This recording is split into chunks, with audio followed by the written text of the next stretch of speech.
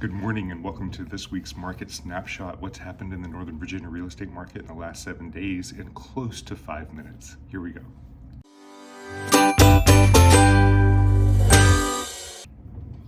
Okay, so we're going to be doing this snapshot a little bit different than we've been doing the last few weeks.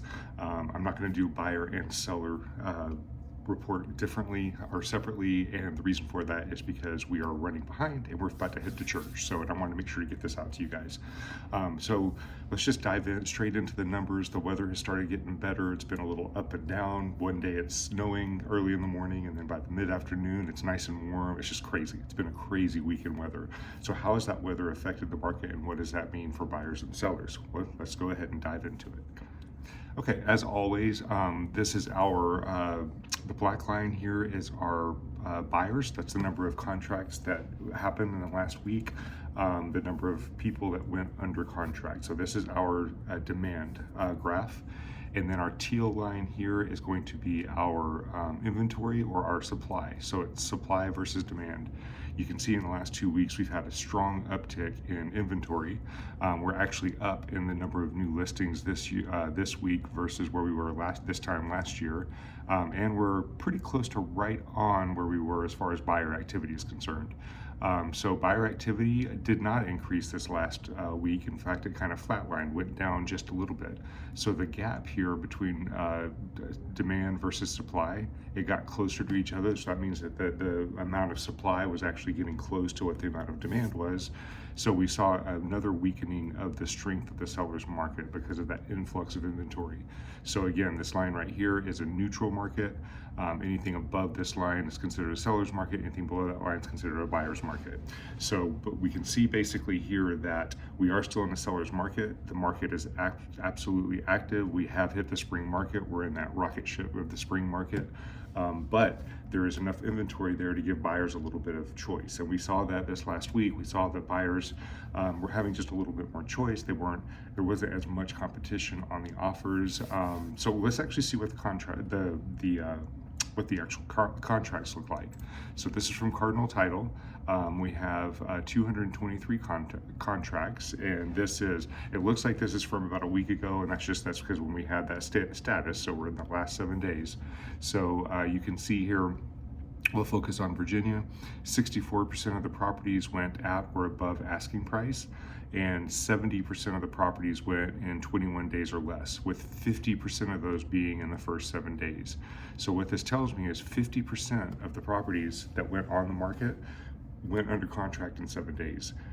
That means that demand is there. That's fantastic. But when you look at the number of properties that went for above listing price, it was only 34%. So that tells me that even though the properties were moving quickly, they weren't all multiple offers, because if a lot of times in multiple offers, we're going to go above asking price. So that means about 16% of those that sold in that first 7 days went only at asking price.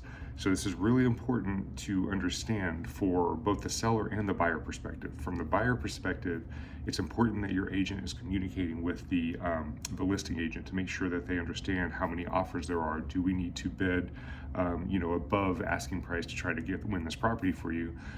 Because in 16%, they didn't have to bid above asking price. From a seller's perspective, sellers can sometimes get in a mindset of, well, if I got an offer this quick, if I just wait, I'll get something better. And what ends up happening is you end up waiting, and then you start moving into that increased days on market, and you end up getting lower offers. There is a general rule in real estate that your first offer is typically going to be your best offer. Now, in a multiple offer situation, sometimes that doesn't always apply.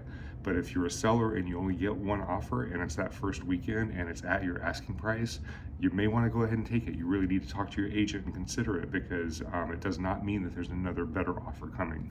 Okay, and these statistics show that. So hopefully that makes sense. But that's something that's very important to keep in mind for both buyers and sellers. Now, so days on market, we had 50% that sold in 7 days or less. 20% sold in 8 to 21 days, and then 22 days plus was 29%. Now here's another thing that's interesting.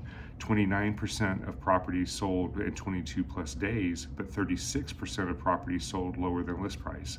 So that means there's a gap. Somewhere in here, you can see that there's there's some of these properties were going lower than list price. So some of the sellers, maybe you're getting a little bit more realistic and realizing if they're overpriced and they're coming into a reasonable price. So it's a really interesting time for buyers as far as what the pricing is going to do, and it's a really interesting time for sellers. And you've got to know exactly where you are with your property and as far as how it's priced.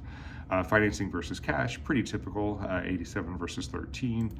And then if you get into the finance contingencies, we did see a little bit of an uptick in contingencies for buyers. So that's another thing. Sellers expect that there's going to be contingencies on your contract. Buyers, you might still be able to get a lot of your protections right now. So 66% of buyers did get a finance contingency, 64% did get the appraisal.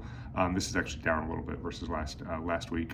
A home inspection was down a little bit too. We had 53% got a home inspection, 47% did not. So we're moving more and more towards the home inspections being waived, which is interesting. And what's interesting here, 53% of the properties had home inspections.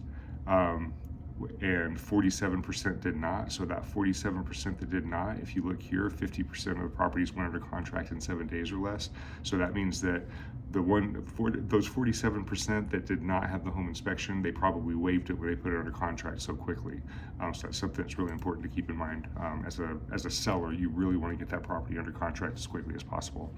Contract to close days was typical, and then down here we can see 98% of the contracts did contain language that the seller was contributing to the buyer agent compensation. So a lot of sellers out there had been listening to the news about how the lawsuit came in and sellers no longer have to pay for buyer agent compensation, and they never did have to pay for buyer agent compensation, but most sellers are still covering buyer agent compensation. It is still a part of the contract, so sellers, you need to be prepared to do that if you want to compete with the other properties on the market. And there's a lot of properties on the market right now, so you want to be competitive with those buyers. And if you think about it from a buyer's perspective, a buyer's coming down with a down payment, a buyer's coming up with a ton of closing costs, anywhere from 2 to 3% of the closing costs, and ultimately the buyer is going to have to pay their buyer's agent. So if they can roll that into the price of the property, then that gives them more buying power versus if they have to come up with that money out of pocket and pay it in cash. That's going to lower their buying power, which means you're going to lower your buying pool. So you're probably going to get less for the property anyway. So all of this is negotiable. It's now a part of the contract, but sellers, just be prepared that 98% of sellers are offering compensation to those buyer's agents. Okay, if you have any questions about this, please feel free to let me know. If you would like to sit down with Kelly and me for a complimentary seller strategy session or a buyer strategy session, just so we can help you understand what your part of the market is and a good strategy for you moving forward, and just to help prepare you for what's going on, we would be more than happy to do that at no charge.